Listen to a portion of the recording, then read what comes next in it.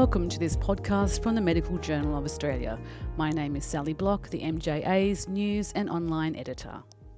Today we're exploring an MJA supplement on ethics in health and medical research in relation to Aboriginal and Torres Strait Islander people. It's called Murru Minya, and I'm joined by two of the coordinating authors, Felicity Collis, a Gomeroi woman, and Associate Professor Michelle Kennedy, a Wiradjuri woman. Associate Professor Kennedy, can you give us an overview of the supplement? I will first acknowledge that I am on unceded Awabakal and Wiradjuri country, and I want to pay respects to our elders past and present and acknowledge that they are the first researchers on the land in which I work, live, play and grow. As a Wiradjuri woman, I've spent 20 years working with Aboriginal and Torres Strait Islander people and communities across community development, out-of-home care and now Aboriginal health research. And like many Aboriginal and Torres Strait Islander academics, we have our core training and knowledge base that sits outside of Western institutions and outside of the academy. This supplement is part of, it's not the complete work of a NHMRC Ideas grant called Murru Minya. And that study came from my observations as I entered this world of health research coming from the community and welfare sector and seeing that the narratives that we read in a peer-reviewed manuscript didn't always align with the narratives that Aboriginal and Torres Strait Islander people and communities were telling me, and including the stories that I had when I was growing up.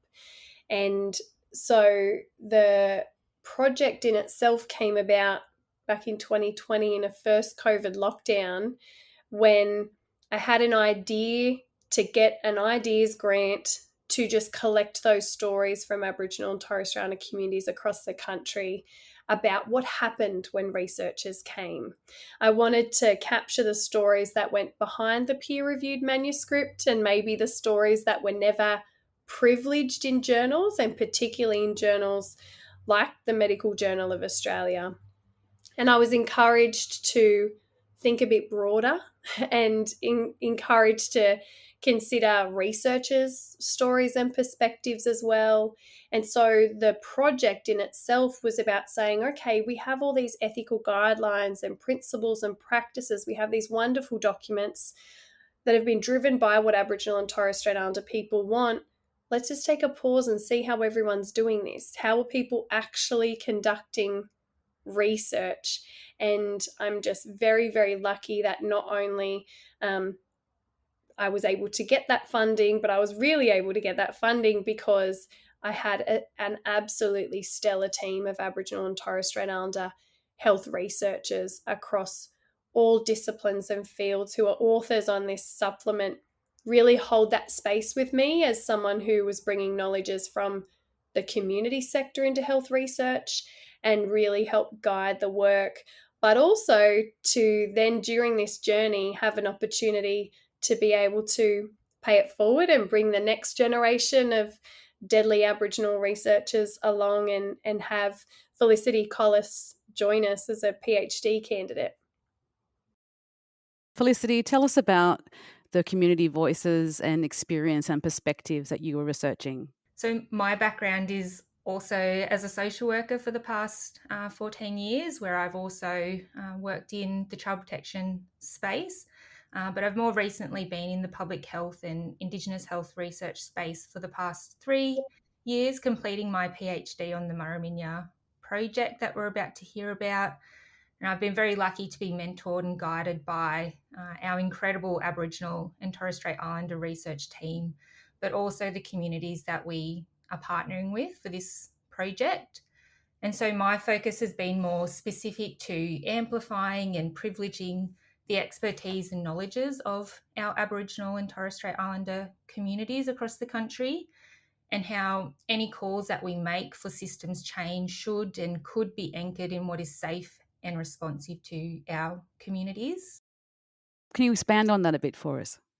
Yeah, so communities have really been at the forefront of advocating for change and driving calls to action in health and medical research for decades, and research more broadly for decades. So we know that colonisation continues to have profound impacts on Aboriginal and Torres Strait Islander people's lives and our communities, and it continues to impact on the systems that have been built around us.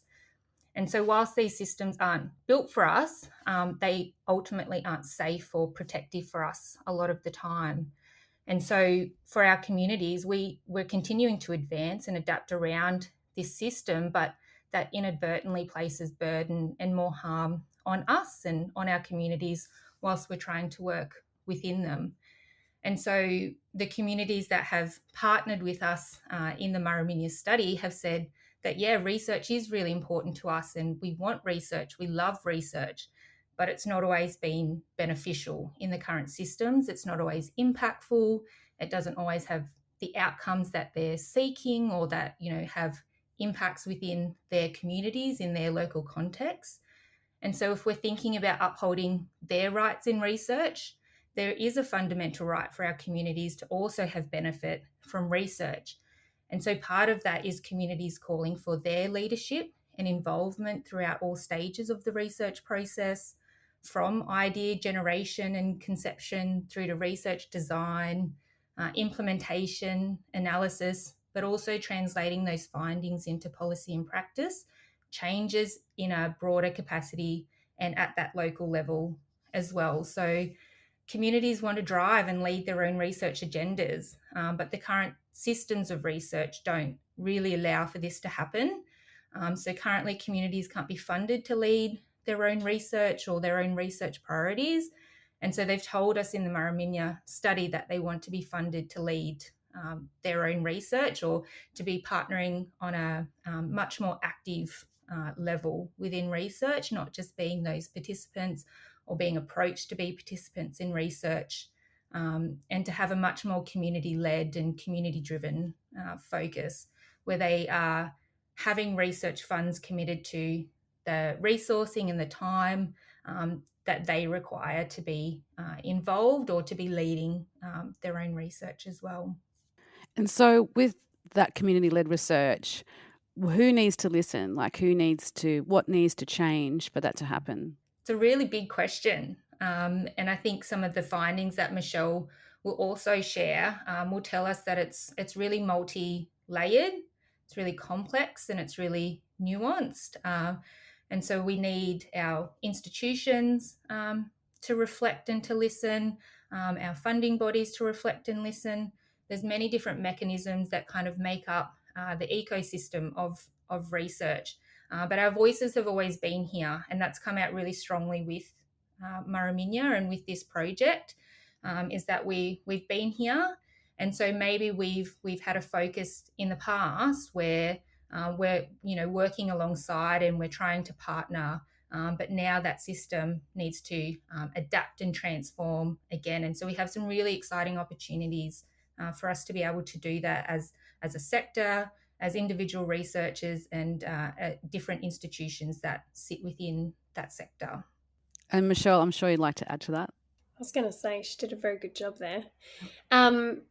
It is almost everybody's business. When I wrote the grant for Murru Minya, I was really alarmed at how excited everyone was that we've got this increased investment in Aboriginal health research, people setting these priority targets for research, but no one had checked if the way we're doing research was no longer harming Aboriginal and Torres Strait Islander people and communities.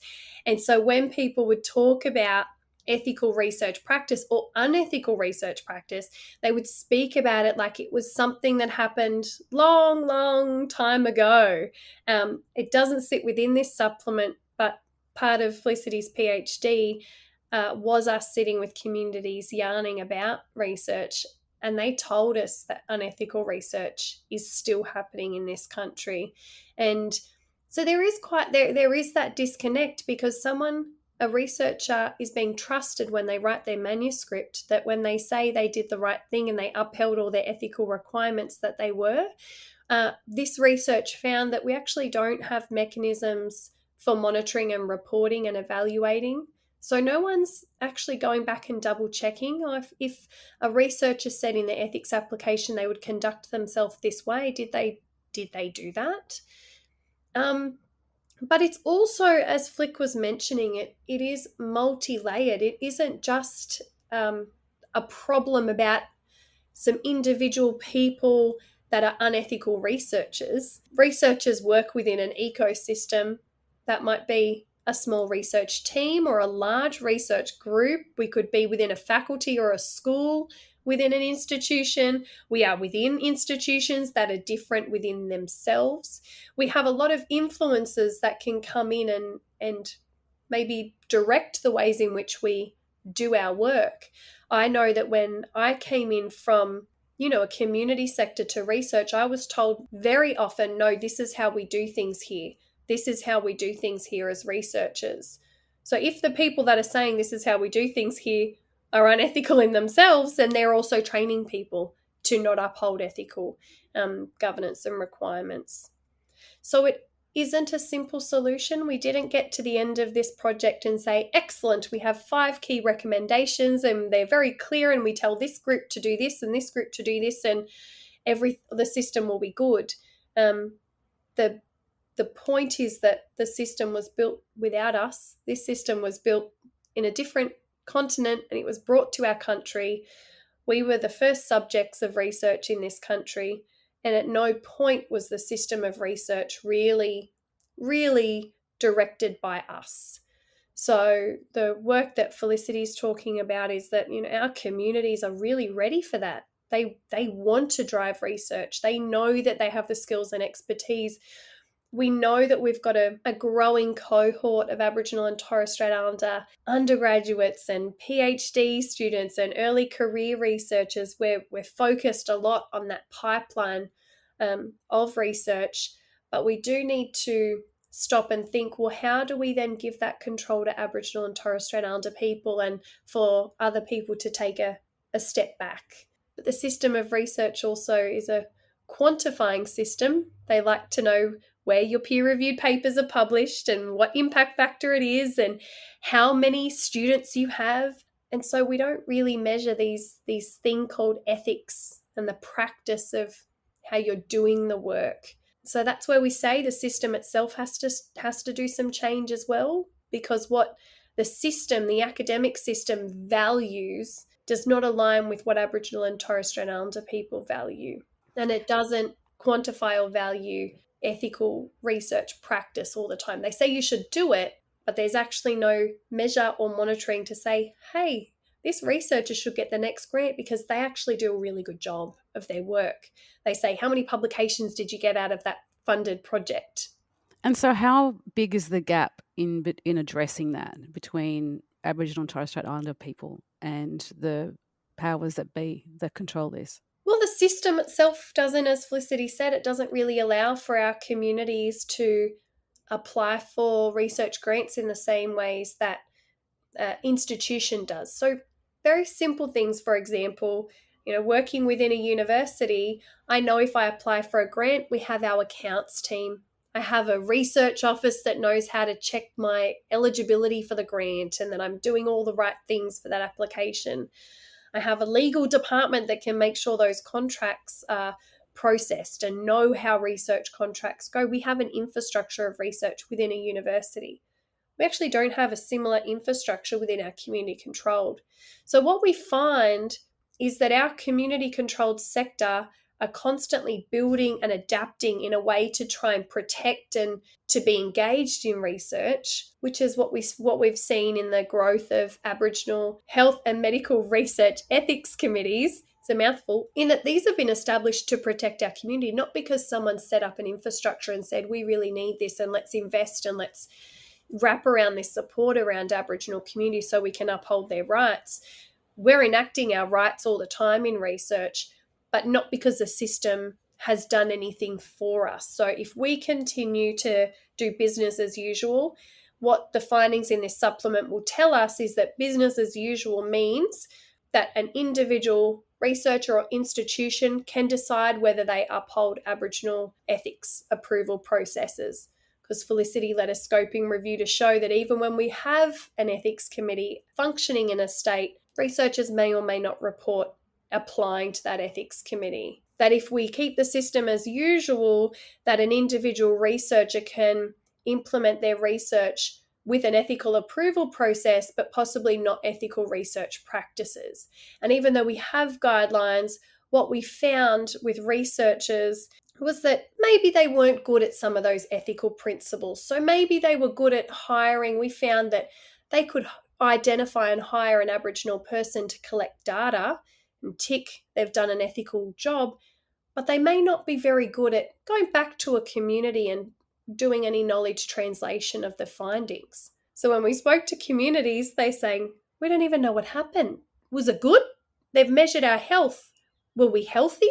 How are we? Because that was just a principle people said, oh, I'm just not as good at that. But they can do a peer review paper, but they can't critically think about, well, how would a community like that back? And so when we set up Murru Minya, we looked at all those ethical principles and practices, and we made a little metrics of what we perceived as those principles in action. And that's what we've asked communities, how important principles are, and that's in Felicity's community paper. How important are all these areas of ethics to you, and what are the most important things to you? And what we found was a really big disconnect between what the community said were very important, as in what is really ethical and the right way of doing research, and what researchers told us they were doing. So the researchers didn't act in their best interests, would you say that, or just misinterpreted how they should have gone about it? That's why it's kind of a system problem, right? And if an individual researcher doesn't have a really good supervisor, mentor to help guide them in implementing things, we know there's no real standardized training for researchers to do. It's definitely not a supplement that says all the researchers in Aboriginal and Torres Strait Islander health research are doing a terrible job, because there are a lot of people doing incredible work, and communities told us that. They told us that they do like research, they do see the benefit in the research, and that there are a lot of people doing a lot of great work. But there are a lot of people who are not upholding all of the ethical principles. And, when we talk about the system also needing to change, is sometimes we actually also aren't funded for those things. To do really great knowledge translation takes a long time. As we've been collecting the data and analysing the data from this supplement, Felicity and I have been doing a whole range of knowledge translation in very formal ways, like at conferences, being invited to present to smaller research groups, back to our research governance. But we've also been doing a lot of informal knowledge translation to really understand, well, what else do we need to do to make sure that this knowledge is given back to communities? That's not always funded in research either. So researchers have identified, and they will write in their limitations of manuscripts, that takes a lot of time, it's expensive, it's difficult, and really it is hard work. And it was almost the title of one of our papers where we looked at researchers' practice, and a researcher said it in our qualitative component, is that it's not a hobby space. So if there's a researcher that has a skills in cancer and they think, I might just dip my toe in Aboriginal health research, the findings from this supplement is, no thank you, please don't. This is a specialty sector, and that people that work in this sector should be investing the required time and skills and commitment and love and compassion, because we're real people. We are the first people of this country. So every time you want to do something to help us, you need to really do a responsible and respectful research practice. And I guess that's where universities and institutions can help out, is funneling that out. Someone who has an idea on cancer who wants to go and experiment with Aboriginal Torres Strait Islander people. Yeah, institutions have the ability. We've got research strategies in our institutions. We have reconciliation action plans in our institutions. So institutions are thinking about this. So I hope that this supplement is read by institutions. We sure will be promoting it across our Pro-Vice Chancellor and Deputy Vice Chancellor Indigenous networks and key networks like our OCA network, so that we hope people do read this, and we hope that institutions can think about their role to play. When we were writing some of our discussions and we were really sitting with all of these findings and thinking, well, what are we meant to recommend? This is so complex. It's not a simple, if everyone gets some training or everyone has access to a community that the system's magically going to work better. And so one of the things this supplement recommends is individual groups, institutions, do a bit of truth telling and do a bit of checking on their own territory. So our call to institutions are, if you have researchers doing Aboriginal and Torres Strait Islander health research, maybe you could take a pause and do a recap and say, well, how can we do a bit of a evaluation, a bit of a truth-telling process in our institution to make sure that the work that's being conducted here is safe and respectful? Because it's a big field. There is a lot of people, there is a lot of projects in completely different types, clinical to qualitative studies to, I do a lot of implementation research. So we do really want people to think about their responsibility to do some monitoring and evaluation and sometimes truth telling, sometimes saying, yep, maybe we didn't do it right. So how can we make and plan for our institution upholding our responsibilities, particularly to the national statement on ethics, but also just to the First Peoples on whose land we have institutions operating. That's so interesting. I think for when I think about the possibility of change and transformation that can come from Murru Minya, and for anyone that's involved in any kind of research, there's a real moment here for us to take stock and to pause about the possibilities. Our communities have the answers. They have the solutions, and they are the experts and knowledge holders in what will work for them. So it's a really, really exciting time. And for me, I guess, as a baby researcher in this space as well, to be a part of and to see this change being led by Michelle, by the other Aboriginal and Torres Strait Islander research team, and also all of the communities and the people that have come before us. We've really been anchored a lot in Murru Minya around the 1987 report that came out of Alice Springs and the recommendations and calls that were made back then. And so a lot of those calls and recommendations that were made haven't been enacted or haven't been put into change. And so we, want to put ourselves out of a job in terms of advocating for these systems change. So we don't want to be here. I don't want to have a PhD student in 10 years' time, where we're reevaluating and rehashing the same things. It's time for action. And we have a really incredible, I guess, political sphere in Australia where we've come off the back of a failed referendum.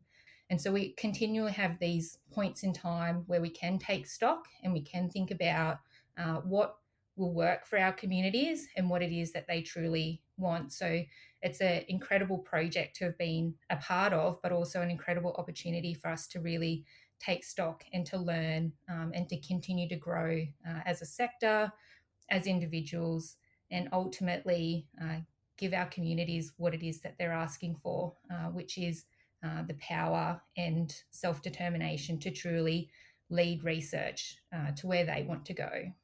Wonderful. I was going to jump in and say one more thing. We often say, and in forums like this, that Aboriginal and Torres Strait Islander people were the first researchers. And so we have evidence of this growing in our country. I've been taught since the beginning of time we have lived on this land. There is only one way we could have done that and we could have survived, is that we are inherent researchers and we have knowledge and skills. So even though this supplement is about a particular study and is focused on how people are doing Aboriginal and Torres Strait Islander health research, if we, as people who live on this continent now known as Australia, acknowledge that there were people here who were expert scientists and knowledge holders, there's a learning for every researcher in the country that is doing any type of research to do best practice research. Our people are caring, compassionate, loving people the way we approach research, any kind of, we don't say research, but any kind of knowledge production is with a deep consideration of how everything would be influenced by that, with care for the individual person. And so if every researcher did research in a Aboriginal and Torres Strait Islander ethical practice framework, they would just be doing the most ethical and respectful research in the country. And so I feel like this supplement is for anyone if they acknowledge that Indigenous peoples are experts and knowledge holders, and that we might have something to say about how people do their business, that this supplement should resonate with them. And we really do hope that it does. I really do hope that researchers don't see this and think that I've come in and said everyone does a terrible job, because it is absolutely not it. But we did speak to over 400 researchers, over 200 ethics committee members. We spoke to 51 different Aboriginal communities across our country. We didn't get into the Torres Strait, but we did have a lot of informal communication and consultation with Torres Strait Islands. And so we have had a really big reach. And so it does give us some of the, that's why I have to call it truth-telling. Unfortunately, it's not always going to be nice stories that we're able to truth-tell about. But communities told us there are nice stories in there.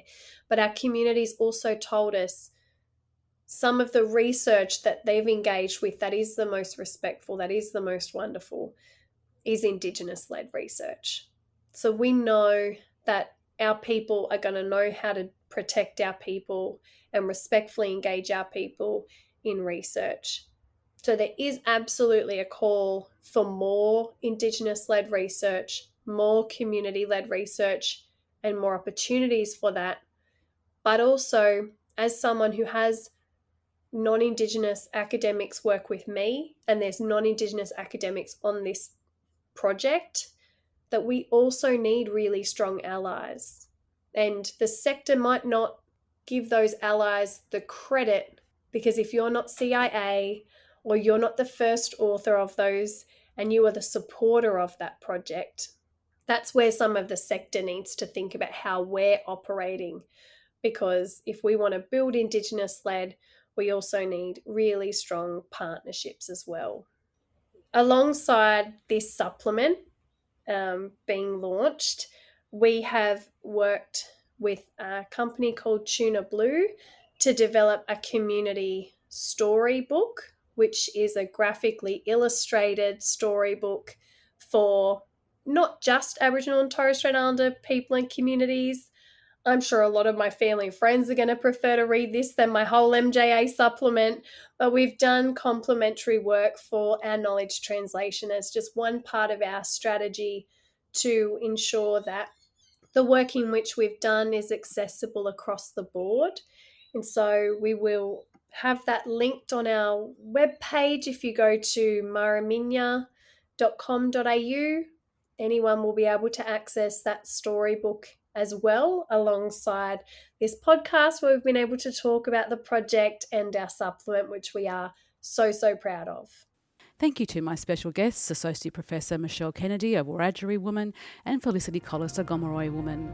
You can find more podcasts on our website at mja.com.au or wherever you find your podcasts. Thank you so much for listening.